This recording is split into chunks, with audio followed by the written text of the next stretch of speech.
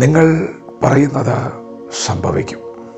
ദൈവത്തിൻ്റെ മാറ്റമില്ലാത്ത വചനം ശ്രദ്ധിക്കുന്ന പ്രിയപ്പെട്ടവരെ, നിങ്ങൾ പറയുന്നത് സംഭവിക്കും. എന്താണ് നിങ്ങൾ പറയാൻ ഇഷ്ടപ്പെടുന്നത്? ദൈവത്തിൻ്റെ വചനം പറയുന്നു, നമ്മുടെ നാവിന്മേൽ മരണമുണ്ട്, ജീവനുണ്ട്. നാം എന്താണോ പറയുന്നത് അത് സംഭവിക്കും. ആരാണത് പറഞ്ഞത്?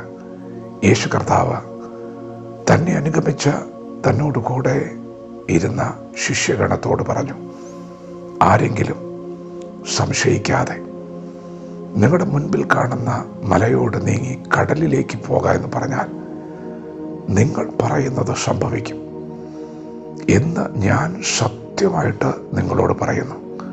പ്രിയപ്പെട്ടവർ, ഇത് ഞാൻ പറഞ്ഞതല്ല, യേശു പറഞ്ഞതാണ്. നിങ്ങൾ പറയുന്നത് സംഭവിക്കും. ദൈവം എന്താണ് പറഞ്ഞതെന്നറിയാമോ? ദൈവത്തിൻ്റെ സൃഷ്ടിയിൽ ഏറ്റവും മഹനീയമായ സൃഷ്ടി നാം ഓരോരുത്തരുമാണ്. എന്നാൽ ദൈവത്തിൻ്റെ സൃഷ്ടിയായ ഭൂമി പാഴും ശൂന്യമായിരുന്നപ്പോൾ പാഴായ ശൂന്യമായ ഭൂമിയെ നോക്കി ദൈവം പറഞ്ഞു, വെളിച്ചം ഉണ്ടാകട്ടെ.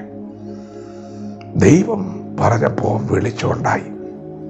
ദൈവം നമ്മോട് പറയുക, നീയും ഇന്ന് പകൽ പറയുന്നത് സംഭവിക്കും.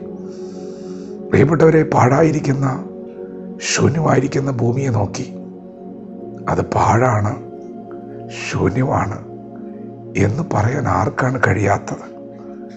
നിങ്ങളുടെ മുൻപിൽ ക്രമം കെട്ട് നടക്കുന്ന ഒരു വ്യക്തിയുണ്ടെങ്കിൽ, അതൊരു സഹോദരനോ സഹോദരിയോ ആണെങ്കിൽ, അത് ശരിയല്ല, അവരെ പോക്ക് ശരിയല്ല, ഇങ്ങനെ പോയാൽ അങ്ങനെ സംഭവിക്കും എന്ന് പറയാൻ എല്ലാവർക്കും കഴിയും. എന്നാൽ ഇന്ന് പകൽക്കാലം ആ വ്യക്തിയെ നോക്കി അവൻ രക്ഷപ്പെടുമെന്ന് പറയാമോ? ദൈവം നിന്നെ അനുഗ്രഹിക്കുമെന്ന് പറയാമോ? നീ നന്നായി വരുമെന്ന് പറയാമോ? നിങ്ങൾ പറയുന്നത് സംഭവിക്കും. ലോകം പറയുന്നത് പോലെ നടക്കാൻ പോകുന്ന ആ ദുർവർത്തമാനങ്ങൾ ഒരിക്കലും രക്ഷപ്പെടില്ല എന്നുള്ള വാക്കുകൾ പറയാനല്ല ദൈവം നമ്മെ വിളിച്ചത്. വെളിച്ചമില്ലാത്തിടത്ത് വെളിച്ചം ഉണ്ടാക്കാനാണ് ദൈവം നമ്മെ വിളിച്ചത്. ഇരുട്ട് നിറഞ്ഞ മണ്ഡലത്തിൽ വെളിച്ചം ഉണ്ടാക്കാനാണ് ദൈവം നമ്മെ വിളിച്ചത്. പ്രിയപ്പെട്ടവരെ, നിങ്ങൾ പാർക്കുന്ന ദേശം ഇരുള് നിറഞ്ഞതാണെങ്കിൽ നിങ്ങൾ പറയണം വെളിച്ചം ഉണ്ടാകുമെന്ന്. നിങ്ങൾ പറയുന്നത് സംഭവിക്കും. നിങ്ങളുടെ കുടുംബത്തെ നോക്കി, നിങ്ങളുടെ തലമുറകളെ നോക്കി, നിങ്ങളുടെ സഭയെ നോക്കി, നിങ്ങളുടെ സമൂഹത്തെ നോക്കി നിങ്ങൾ പറയുന്നത് സംഭവിക്കും. അത് സംഭവിക്കും. യേശുവാണ് പറഞ്ഞത് സംഭവിക്കും. യേശു ഒരത്തിയിൽ ഫലം തിരഞ്ഞു വന്നപ്പോൾ ഫലം കണ്ടില്ല. ഇനി ഒരിക്കലും ഫലം ഉണ്ടാകില്ല എന്ന യേശു പറഞ്ഞ വാക്ക് നിമിത്തം ആ അത്തി വേരോടെ ഉണങ്ങിപ്പോയി.